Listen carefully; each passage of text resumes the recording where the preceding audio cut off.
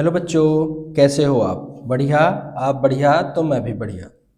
बच्चों, आज हम इस वीडियो में आपके 3 नंबर पक्के करवाने वाले हैं, क्योंकि आज हम लोग इस वीडियो में कवर करने वाले हैं मोस्ट इम्पॉर्टेंट सेंट्रल आइडिया, जो 2026 पेपर में बेटा आपको देखने को मिलेंगी।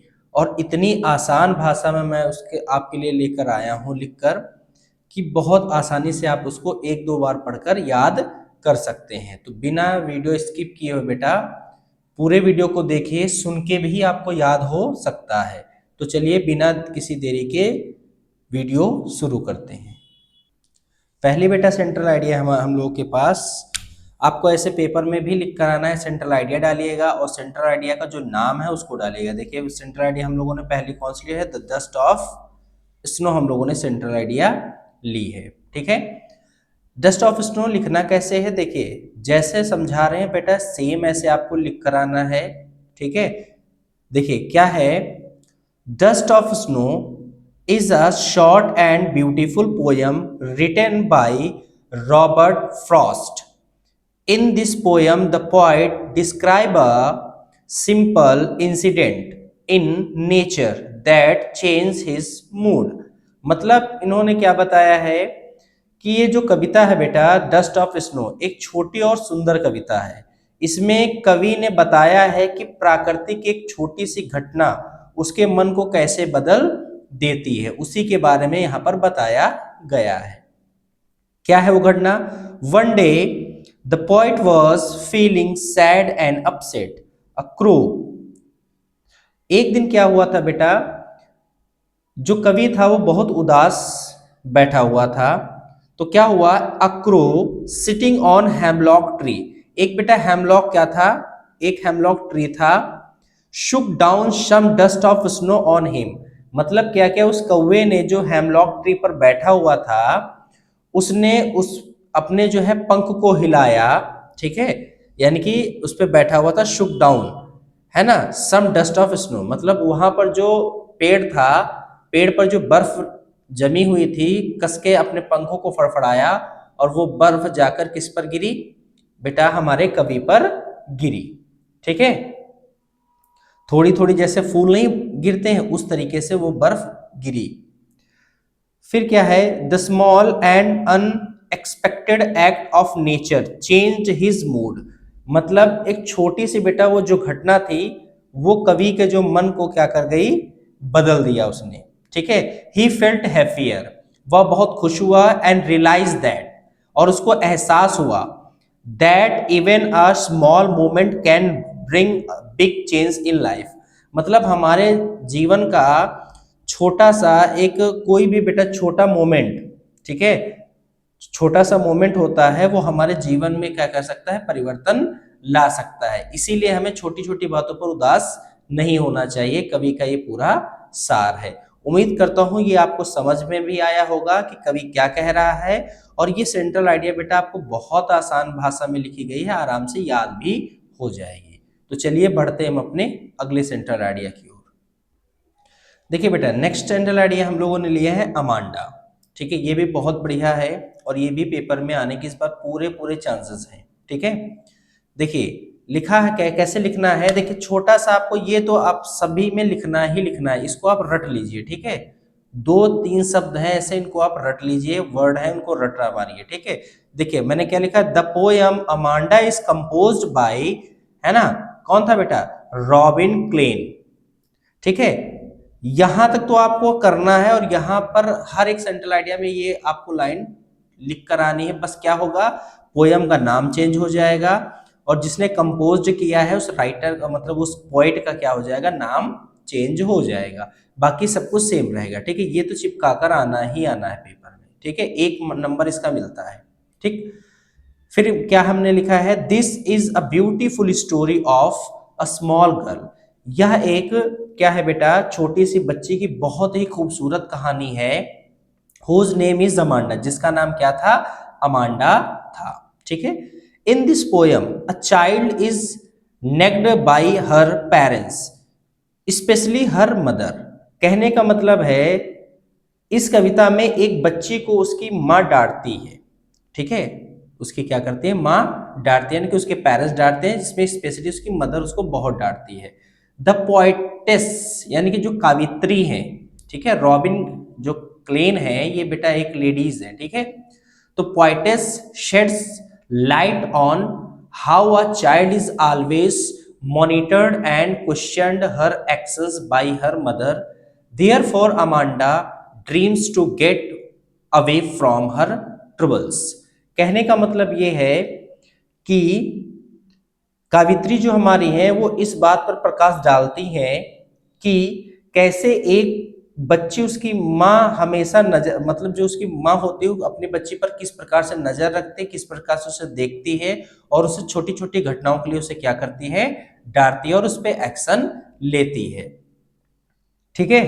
और जो कार्य काम करते हैं उन कामों पर क्या करती है, सवाल करती है।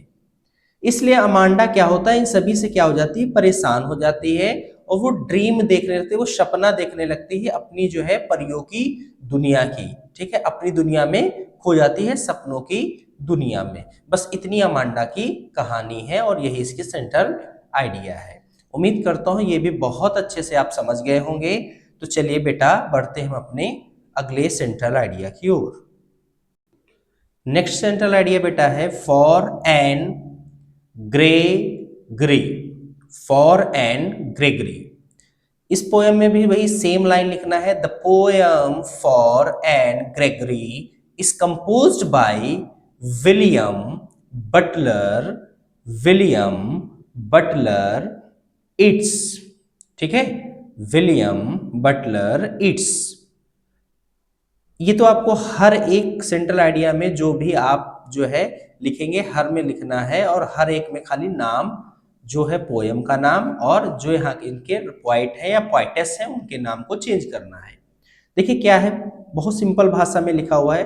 द पोयम फॉर एन या एन है ना Gregory tells us that people often love someone for outer beauty not for their inner qualities.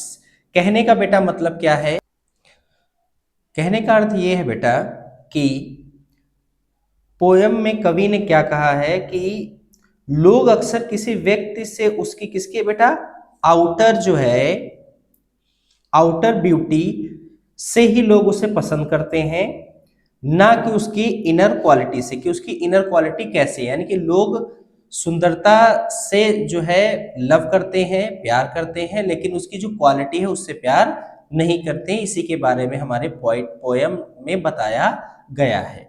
आगे देखिए क्या कहा गया है कि Anne Gregory is a beautiful girl with yellow hair, यानी कि एन ग्रेगरी बहुत सुंदर है और उसके बाल कैसे हैं बेटा, सुनहरे हैं।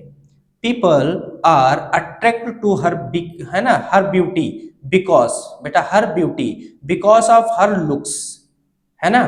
यानी कि कहने का मतलब ये है कि लोग उससे उसके रूप की वजह से आकर्षित होते हैं, ठीक है, जो उसका रूप है, जो उसका लुक है, उसकी वजह से लोग आकर्षित होते हैं।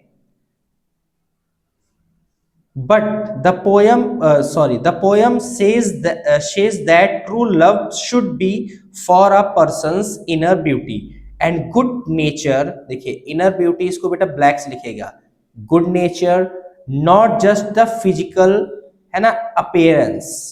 कहने का मतलब ये है कि कविता का जो संदेश है, जो देना चाह रही कविता, यानी कि कविता हमारी कहना चाह रही, कवि हमारा कहना चाह रहा है कि सच्चा प्रेम बाहरी सुंदरता पर नहीं बल्कि मन और आत्मा की सुंदरता से होना चाहिए। यही इस पूरे का सार है बेटा। हिंदी इसलिए बताता चल रहा हूं कि इसके मतलब क्या है, इसमें समझाया क्या गया है, ठीक है।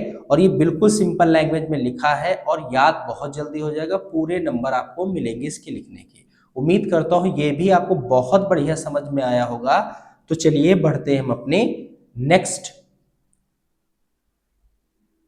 सेंट्रल आइडिया की ओर।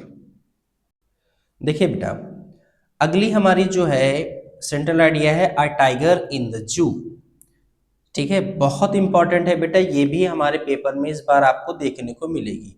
मैंने जो आपको करवाई हैं उनसे और ये जो करवा रहा हूं इनसे आपको देखने को पेपर में जरूर मिलेगा। ठीक है, देखिए, the poem a tiger in the zoo is composed by, किसने लिखा है बेटा? Leslie Norris. The poem a tiger in the zoo is composed by Leslie Norris. इसको लेस्ली नॉरिस ने लिखा है। ठीक है, the poem describe the sad condition of a tiger kept in a zoo. मतलब इस कविता में चिड़ियाघर में जो बेटा बंद जो है टाइगर है उसकी कंडीशन के बारे में, उसकी जो दशा है उसके बारे में क्या किया गया है, यहां बताया गया है। The tiger is a moving slowly inside a small cage. मतलब बाघ छोटे से पिंजरे में इधर उधर क्या करता है, टहलता है। He looks angry and helpless because he is not free. कहने का मतलब यह है वह बहुत गुस्सा होता है और अपने आप को बेटा क्या करता है, हेल्पलेस, मतलब असहाय महसूस करता है। क्यों करता है? क्योंकि वह स्वतंत्र नहीं है। ठीक है, the poet compares the tiger's present life in the cage with his natural life in the forest। इसमें कवि ने क्या कहा है, बाघ का जो इस समय प्रेजेंट है यानी कि वर्तमान यानी कि पिंजरे का जो जीवन है उसकी तुलना प्राकृतिक जीवन यानी कि जंगल, प्राकृतिक जीवन यहाँ पर बेटा जंगल है, और प्रेजेंट जो है, प्रेजेंट लाइफ का मतलब यहाँ पर पिंजरे की जिंदगी है। ठीक है, से करते हैं और क्या कहते हैं, in the forest the tiger would roam freely, hunt animals and live proudly. मतलब कहने का ये है कि जंगल में बाघ स्वतंत्र रूप से क्या करता है, घूमता है, शिकार करता है और एकदम गर्व से रहता है। ठीक है, but the zoo he is trapped behind bars and can not live naturally. मतलब चिड़ियाघर जो है उसमें जो है सलाखों के पीछे कैद है और अपना स्वाभाविक जीवन नहीं जी पा रहा है। इसी के बारे में सेंट्रल आइडिया, यही इस पोयम का पूरे सार है बेटा, यही उसकी सेंट्रल आइडिया है। उम्मीद करता हूं कि जो भी हमने आज सेंट्रल आइडिया इस वीडियो में कवर की हैं वो आपको बहुत बेहतर से समझ में आए होंगी। बेटा ऐसे और बेहतरीन वीडियो के लिए हमारे इस चैनल को एक लाइक, सब्सक्राइब और एक प्यारा सा कमेंट कर दीजिए ताकि हमें भी बेटा आपको पढ़ाने का मोटिवेशन मिलता रहे। तो फिर मिलेंगे नई वीडियो के साथ, तब तक के लिए राधे राधे।